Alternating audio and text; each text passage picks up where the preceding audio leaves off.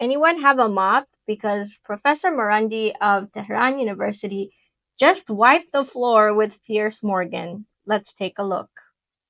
How would you categorize what happened on October the 7th? Was that a terrorist attack?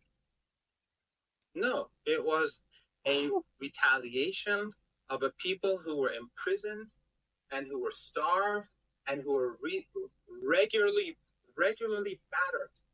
And people who were imprisoned who belonged... Just to be clear, you think that the slaughter of 1,200 people, the raping, the maiming, the incinerating, the mass murder that went on that day by a group whose own spokesman, the Hamas spokesman, said days after that, on television, on camera, that Hamas was wedded to committing the same act again and again and again, as often as it could, which actually is the purest personification of the genocide that you're talking about.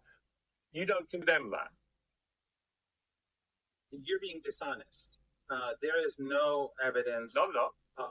There's no evidence of rape, and I asked your viewers. Absolute nonsense. Yes, it's absolute nonsense that there's systematic rape, and if you are being dishonest intentionally, you are helping the Israeli regime continue its genocide by justifying it through dishonesty. So that's up to you to decide. There's no evidence of systematic rape, and just like the beheadings... There has been clear reported evidence of rape and sexual abuse against People have done hard work to prove that there is no evidence for these systematic rapes and beheadings, and these were used as propaganda to justify the beginning of this Holocaust in Gaza. And those who can show us the evidence, especially in Israel, which is a of everything you've just said. Cameras all over the place. But you don't have footage of any beheadings, and you don't have any footage of any rape. I wonder why. Wow. Piers just took a long, hard gulp, and there is a very awkward silence. Does anyone else have the popcorn out? Because this was an interesting back and forth.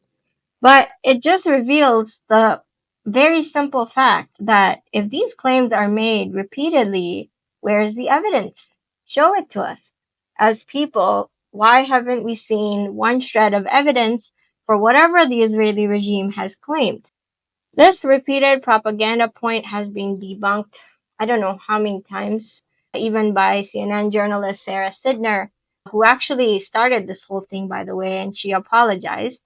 So why are platforms like Piers Morgan, who have millions of people tuning in, still parroting this lie?